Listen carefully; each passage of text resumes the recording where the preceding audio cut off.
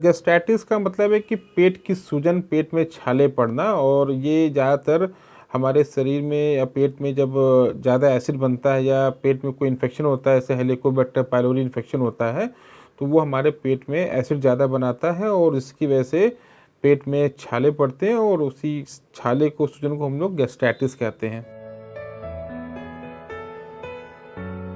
अगर किसी के पेट में एसिड ज़्यादा बन रहा है, उसकी जो लाइफ़स्टाइल सही नहीं है, खान-पीन सही नहीं है, तो उसको पेट में एसिड ज़्यादा बनेगा और उस एसिड ज़्यादा बनने के कारण उसको पेट में एक जलन और पेट में भारीपन का महसूस होगा और हमेशा लगेगा उसके पेट में खाना रखा हुआ है। तो इसी को ऐसे लक्षण को हम मरीज़ के लैंग्वेज में गैस्ट्राइटिस कहते हैं।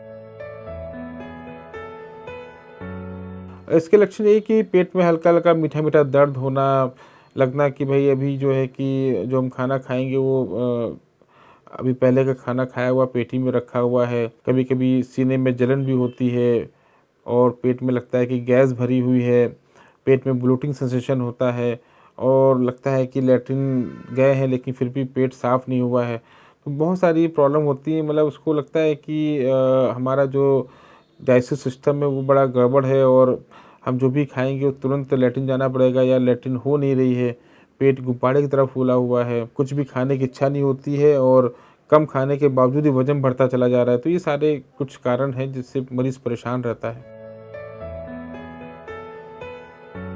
जब मरीज़ को लगे कि ये सारी दिक्कतें मतलब इतनी ज़्यादा हो गई हैं कि नाक के ऊपर पानी चला गया है, कि वो कुछ खा रहा है तो उसको वोमिटिंग जैसा लगने लग रहा है, उसको पेट का दर्द बर्दाश्त नहीं हो रहा है, रात में भी पेन हो जा रहा है और एसिड इतना ज़्यादा बन रहा है कि इससे गैस्ट्राइटिस हो रही है, कि गले में आ जा रहा है, कि मुँह में आ जा रहा है। तो ये सब जब लक्षण बहुत ज़्यादा ज़्यादा हो जाते हैं तो उसको डॉक्टर को दिखाना चाहिए। डायग्नोसिस करने का एक तो मरीज़ से हम हिस्ट्री लेते हैं, उससे पूछते हैं भाई तुम क्या काम करते हो? अगर कोई कहता है कि सर हम ऐसा काम करते हैं, हमें रोज़ आउट ऑफ स्टेशन जाना पड़ता है, तो वो इसका मतलब कि बाहर का ही खाना खाता है, या फिर हम उससे हिस्ट्री लेते हैं तो वो कहता है कि सर हम देर से उठते हैं और हमारी शॉप है, हम देर तक की शॉप में बैठते हैं, तो वो भी है कि वो शॉप में जाएगा तो अपनी घर का खाना कहाँ तक खाएगा और रात में देर से आएगा तो देर में तुरंत खाना खा के सो जाएगा। तो अगर देर में खाना खा के सोते तो खाना पेट में ही रखा रहेगा तो वो भी गैस्ट्राइटिस करेगा।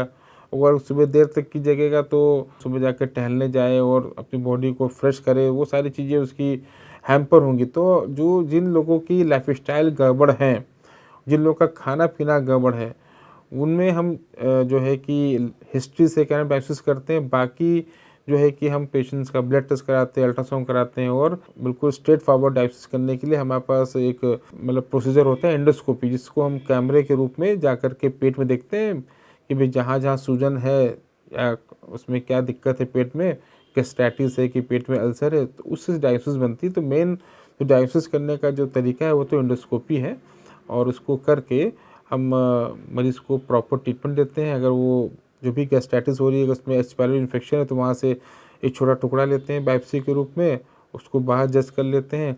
पेट में अल्सर है तो पेट में अल्सर की हीलिंग की दवा देते हैं और अगर गैस्ट्राइटिस है तो उसको एक अच्छी एंटासिड और एक अच्छी टैबलेट देते हैं और जिसको वो कम से कम 2 हफ्ते 4 हफ्ते खाता है और उसको आराम मिल जाती है।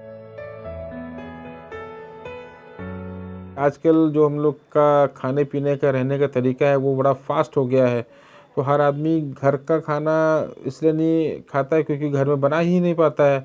हर दोनों हस्बैंड वाइफ दोनों ही काम करते हैं तो दोनों ही सोचते हैं कि भई खाना बनाए कौन? तो ये जो आजकल हमारी लाइफ़स्टाइल है उसकी वजह से हम लोग ज़्यादातर फूडिंग हैबिट्स हम लोग की बाहर की हैं, कि जो जहाँ समय मिला तो किसी भी शॉप से कुछ खा लिया, कभी बर्गर खा लिया, कभी पैटीज़ खा लिया, कभी चिप्स खा लिया, तो कभी कोल्ड ड्रिंक पी लिया। तो ये सारी चीज़ें जो हैं कि गैस्ट्राइटिस पैदा करती हैं। तो ये मेन कारण तो हमारा खाना-पीना ही है और दूसरा हमारी जो फ़ास्ट लाइफ़ उसमें हम शरीर को कहीं से भी रिलैक्स नहीं करते हैं, शरीर को एक्सरसाइज़ के रूप में उसको फ्लेक्सिबिलिटी नहीं बढ़ाते हैं, हाजमा नहीं अच्छा हो पाता है। तो ये सब सारे कारण जो हैं कि लाइफ़स्टाइल गड़बड़ होना और खाना-पीना गड़बड़ होने की वजह से ये सब दिक्कतें हो रही हैं गैस्ट्राइटिस वाली।